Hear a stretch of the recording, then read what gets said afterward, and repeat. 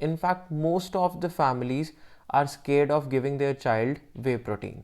बहुत से लोगों को मैंने देखा है वे प्रोटीन के साथ गैस्ट्रल इश्यूज आते हैं। अगर वे प्रोटीन मिल्क से ही मिलता है तो हमें डायरेक्टली मिल्क क्यों नहीं ले सकते। Hello and welcome back to Sahib Gaba fitness. आज हम बात करने वाले हैं वे प्रोटीन के बारे में। कहाँ से वे प्रोटीन डिराइव हुआ, कितना वे प्रोटीन लेना चाहिए, वे प्रोटीन के क्या बेनिफिट्स हैं और क्या साइड इफ़ेक्ट्स हैं, और कौन सा वे प्रोटीन आपके लिए मोस्ट सूटेबल रहेगा। We will discuss it all. Keep watching, we will be back.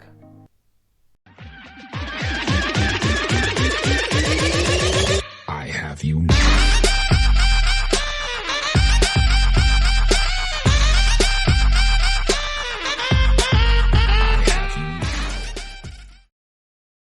So सबसे पहले क्विकली अंडरस्टैंड करते हैं वे प्रोटीन आया कहाँ से।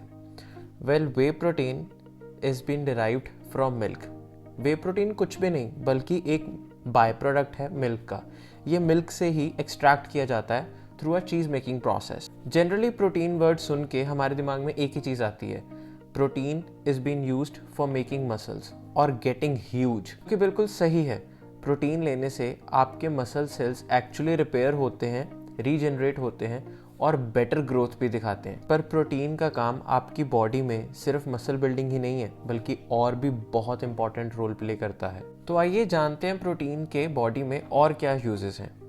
Protein is essential for growth of every single tissue and every single cell in your body, for energy, for production of hormones, for enzyme and even for antibodies to fight off infection. So protein is extremely important for our body to perform all its functions correctly. In fact, एक study में तो ये भी पाया गया था कि protein helps to regulate a healthy blood pressure. लेकिन हम स्पेशली बात करने वाले हैं वे प्रोटीन फॉर मसल बिल्डिंग। अगर वे प्रोटीन मिल्क से ही मिलता है तो हमें डायरेक्टली मिल्क क्यों नहीं ले सकते।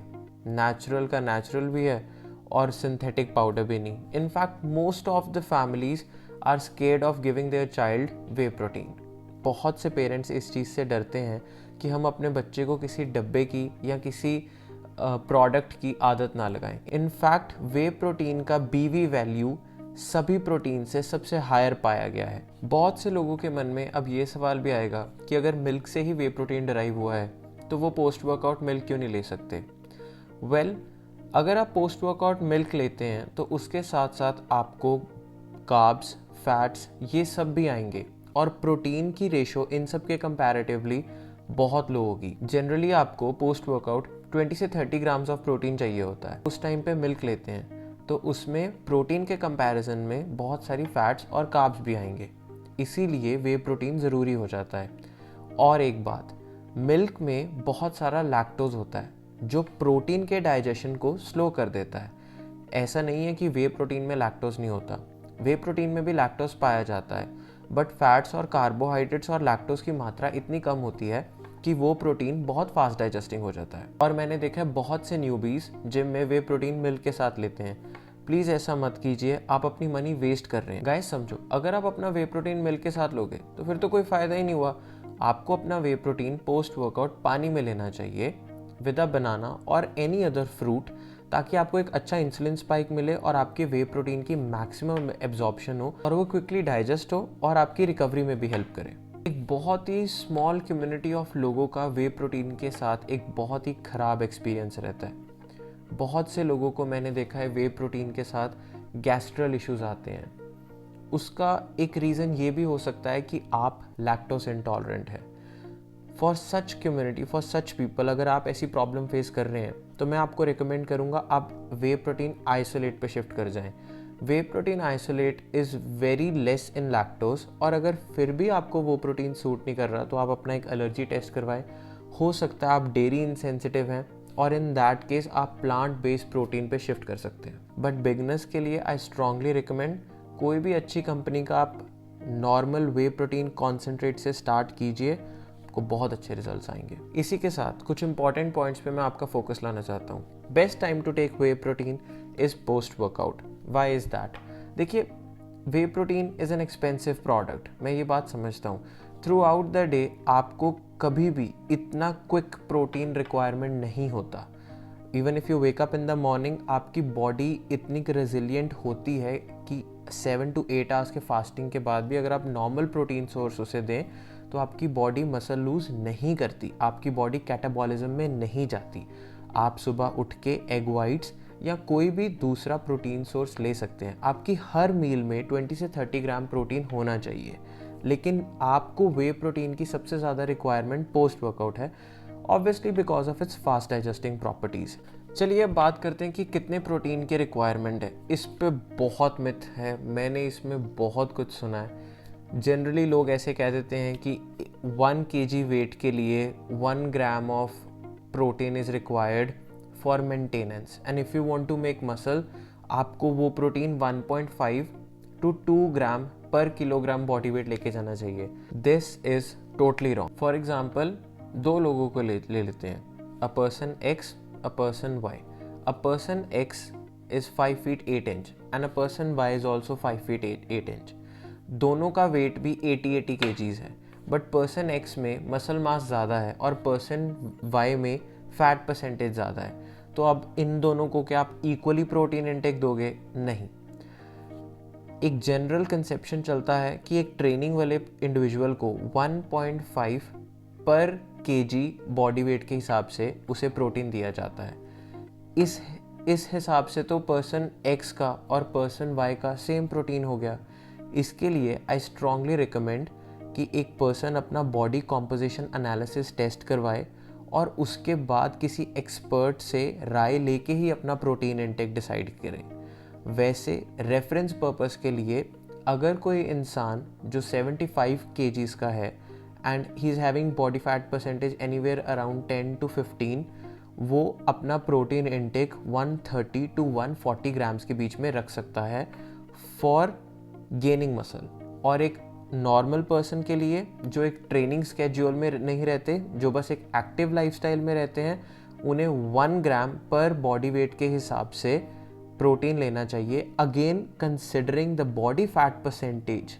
ऐसे ही नहीं कि इफ़ कोई इंसान है जो 130 kg का है, his body fat percentage is 30 and अब वो 130 ग्राम्स ऑफ प्रोटीन नहीं लेगा, उसकी वो रिक्वायरमेंट नहीं है। तो आई स्ट्रांगली सजेस्ट कि आप बॉडी कॉम्पोजिशन एनालिसिस टेस्ट करवाएं और फिर ही अपना प्रोटीन इनटेक डिसाइड करें। जैसे कि मैंने बताया कि प्रोटीन एक मैक्रोन्यूट्रिएंट है, इसका सिर्फ मसल बिल्डिंग ही नहीं, बॉडी में और भी बहुत सारे इंपॉर्टेंट फंक्शंस होते हैं, तो आप इसे इग्नोर नहीं कर सकते, चाहे आप जिम जा रहे हैं चाहे आप जिम नहीं जा रहे। So basically it is equally important for both the individuals. चलिए बात करते हैं बेनिफिट्स ऑफ वे प्रोटीन के। एक इंडिविजुअल जिसका अच्छा प्रोटीन इनटेक है, सिर्फ उसे ही वे प्रोटीन से एक स्लाइटली बेटर बेनिफिट मिलने वाला है।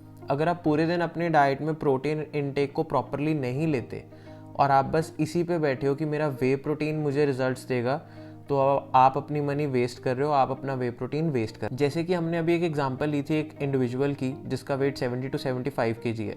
लेट्स जस्ट से उसे अपना प्रोटीन इनटेक कंप्लीट करना है, which is approximately 120 to 150 grams. जैसे वो ब्रेकफास्ट में 30 ग्राम्स ऑफ प्रोटीन एग से लेता है, 30 ग्राम, उसके बाद लंच में 30 ग्राम्स ऑफ प्रोटीन चिकन से लेता है, उसके बाद रेस्ट 20 ग्राम्स ऑफ प्रोटीन वो अपनी डेयरी प्रोडक्ट से लेता है और 20 ग्राम ऑफ प्रोटीन उसको मिसलेनियस कार्बोहाइड्रेट के सोर्सेज से आ जाते हैं। सो लेट्स जस्ट से एक एथलीट ने या एक पर्सन ने अपना 110 से 120 ग्राम प्रोटीन फूड से ले लिया, सिर्फ तभी जो उसके बाद वो 20 to 30 ग्राम प्रोटीन अपना वे प्रोटीन से लेता है, तब भी उसे उसका फ़ायदा हो सकता है। एक चीज़ आप समझिए, whey protein is a dietary supplement.